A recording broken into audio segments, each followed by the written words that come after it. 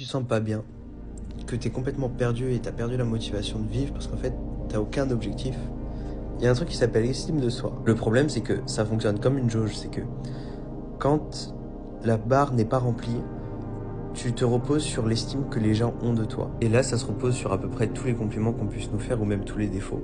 C'est qu'en fait, on va nous donner des compliments et des défauts qu'on va penser comme valides, alors qu'en fait, ça nous correspond absolument pas. Et c'est pas ce qu'on est au fond de nous. Les gens, ils te donnent ces qualités et ces défauts en fonction de ce que eux, ils ont vécu. Et en fait, tu peux passer pour une sombre merde parce que tu sais pas comment payer tes impôts.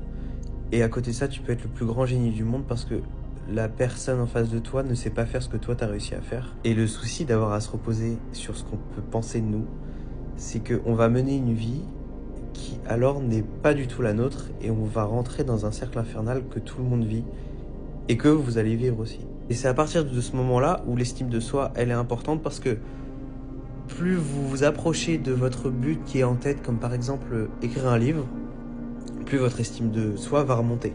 Alors il va y avoir évidemment des passages où l'estime de soi, elle en prend un coup parce que vous avez l'impression que vous y arrivez pas et que vous réussirez pas.